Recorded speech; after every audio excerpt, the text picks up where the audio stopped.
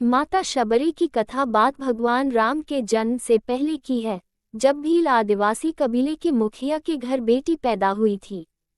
उसका एक नाम श्रमना और दूसरा नाम शबरी रखा गया। शबरी की माँ इंदुमती उसे खूब प्यार करती थी। बचपन से ही शबरी पशु पक्षियों की भाषा समझकर उनसे बातें करती, और जब शबरी की माँ उसे देखती तो कुछ समझ नहीं पाती थी। कुछ समय बाद एक पंडित ने शबरी के परिवार को बताया कि वो आगे चलकर सन्यासी बन सकती है। इस बात का पता चलते ही शबरी के पिता ने उसका रिश्ता तय कर दिया।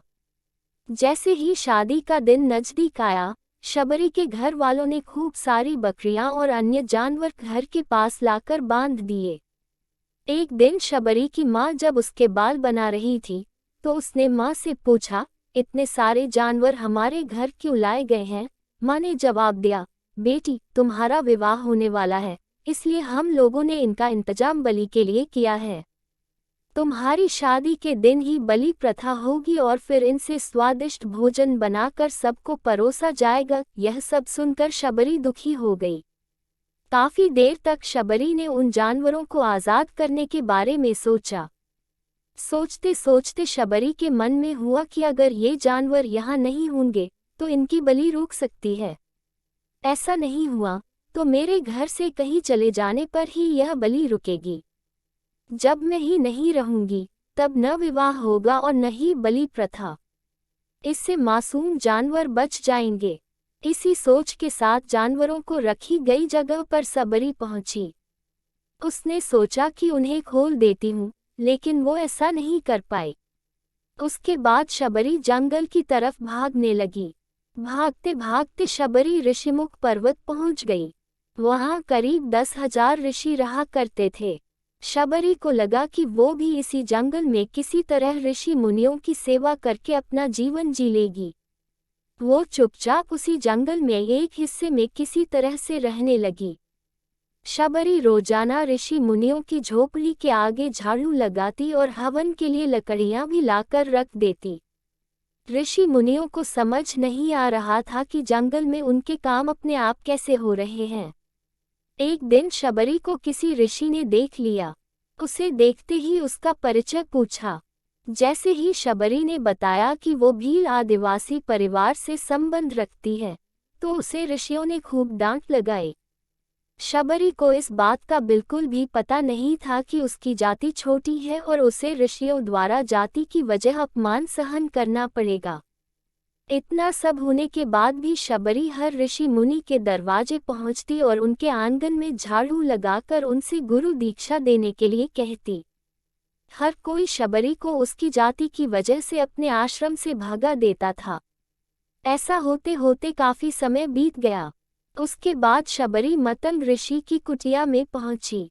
वहां पहुंचकर मतंग ऋषि को शबरी ने बताया कि वो उनसे गुरु दीक्षा लेना चाहती है। उन्होंने खुशी खुशी उसे अपने गुरुकुल में रहने दिया और भगवान से जुड़ा ज्ञान देते रहे। शबरी ने भी अपने गुरु मतंग ऋषि की सेवा करने में कोई कसर नहीं छोड़ी। वो गुरुकुल के भी सारे काम करती थी। शबरी से खुश होकर मतंग ऋषि ने उसे बेटी मान लिया था। समय के साथ मतंग ऋषि का शरीर बूढ़ा हो गया। उन्होंने एक दिन शबरी को अपने पास बुलाया और कहा, बेटी, मैं अपना देह त्यागना चाह रहा हूँ। बहुत साल हो गए इस शरीर में रहते रहते। शबरी ने दुखी मन से कहा, आपके ही सहारे मैं इस जंगल में रह पाई हूँ। आप ही चले जाएंगे तो मैं जीकर क्या करूँगी? आप अपने संग मुझे भी ले जाए, मैं भी देह त्याग दूंगी। मतंग ऋषि ने जवाब दिया, बेटी, तुम्हें चिंता करने की जरूरत नहीं है। राम तुम्हारी चिंता करेंगे और ध्यान भी रखेंगे। शबरी ने राम का नाम सुनने के बाद पूछा, वो कौन है और उन्हें मैं किस तरह से ढूंढूंगी? मतंग ऋषि ने बताया, राम कोई और नहीं भगवान है। वो तुम्हें सारे अच्छे कर्मों का फल देंगे। तुम्हें उन्हें ढूंढने की कोई जरूरत नहीं है। वो एक दिन खुद तुम्हें खोजते हुए इस कुटिया में आएंगे और तुम्हें उनके हाथों ही मोक्ष मिलेगा। तब तक तुम इसी आश्रम में रहो। इतना कहते ही मतंग ऋषि ने अपना शरीर त्याग दिया। शबरी के मन में मंतग ऋषि के जाने के बाद से एक ही बात थी कि भगवान राम स्वयं उससे मिलने आएंगे। वो रोज भगवान राम से मिलने के लिए बाग से अच्छे अच्छे फूल लाकर पूरा आश्रम सजाती और भगवान के लिए बेर तोड़कर लाती। भगवान के लिए बेर चुनते हुए शबरी उन्हें चख लेती थी, ताकि भगवान वो सिर्फ मीठे बेर ही दे। रोजाना शबरी इसी तरह भगवान के दर्शन की आस में फूल और बेर इकट्ठा करती रहती थी। इसी तरह इंतजार में कई साल बीत गए। शबरी का शरीर एकदम वृद्ध हो गया। एक दिन आश्रम के पास के ही तालाब में शबरी पानी लेने के लिए गई। तभी पास के ही एक ऋषि ने उसे अछूत कहते हुए वहां से भागने के लिए कहा और एक पत्थर मार दिया। वो पत्थर जब शबरी को लगा तो उसे चोट लगी और खून बहने लगा। बहते हुए खून की एक बूंद उसी तालाब के पानी में गिर गई। तभी पूरा तालाब का पानी खून में बदल गया। ये सब होता देखकर ऋषि ने शबरी को ही डांटा और कहा कि पापीन, तुम्हारी वजह से पूरा पानी खराब हो गया। रोज ऋषि उस पानी को साफ करने के लिए अपनी कई तरह की विद्याओं का इस्तेमाल करते। कई सारे जतन करने के बाद भी कुछ नहीं हुआ।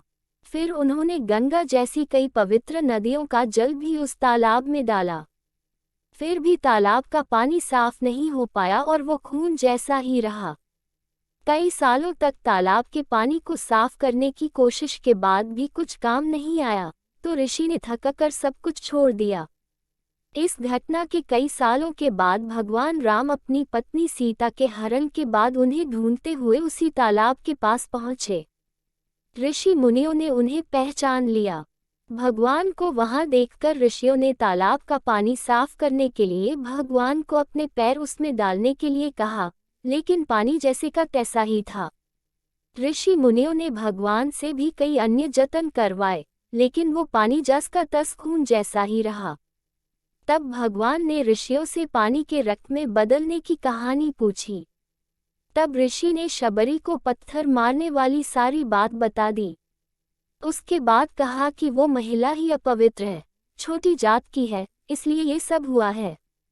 उसी वक्त भगवान राम ने कहा, ये सब आप लोगों के खराब वचनों से हुआ है। शबरी को इस तरह के शब्द बोलकर आप लोगों ने उसे नहीं, बल्कि मेरे दिल को घायल किया है। इसी घायल दिल के रक्त का प्रतीक यह तालाब का लाल पानी है। आगे भगवान राम बोले, कहाँ है वो माई, मैं उनसे मिलना चाहता हूँ। तब तक शबरी उसी तालाब के पास पहुँच जाती है। इस दौरान शबरी के पैर को ठोकर लगती है और कुछ भूल उस तालाब में गिर जाती है। तभी सारा पानी साफ हो जाता है। भगवान सबसे कहते हैं कि देखिए, आप लोगों ने क्या कुछ नहीं किया, लेकिन पानी साफ नहीं हो पाया। अभी सिर्फ इनके पैर की थोड़ी सी धूल ने ही तालाब का पानी साफ कर दिया। भगवान राम को शबरी पहचान चुकी थी। उन्हें प्रणाम करके शबरी ने कहा, भगवान, आप मेरे साथ कुटिया में चलिए। भगवान भी खुशी खुशी शबरी के साथ चल पड़े। फूलों से शबरी ने भगवान राम का स्वागत किया। वो सीधे बेर तोड़ने के लिए बाग गई और चक चक कर उनके लिए बेर लेकर आई। उन्होंने बड़े ही प्यार से भगवान राम और उनके भाई लक्ष्मण को बेर दिए। भगवान राम ने भी उतने ही प्यार से उन बेर को खाना शुरू किया। तभी बेर देखकर मुंह बनाते हुए लक्ष्मण ने कहा, भैया ये बेर जूठे हैं, इन्हें आप कैसे खा सकते हैं? भगवान ने जवाब दिया, लक्ष्मण, ये जूठे नहीं बल्कि बहुत मीठे हैं। शबरी माई हम सबके लिए ये बहुत प्यार से तोड़कर लाई हैं। इतना कहकर भगवान राम प्यार से उन बेर को खाने लगे।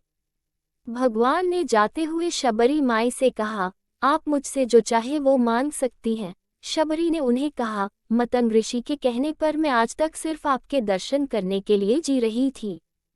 अब आप मुझे मोक्ष प्रदान कीजिए। मैं अपना शरीर आपके सामने ही त्यागूंगी। उसी वक्त शबरी ने अपना शरीर त्याग दिया। भगवान राम ने अपने हाथों से उनका अंतिम संस्कार किया और सीता मां की खोज में आगे बढ़ गए।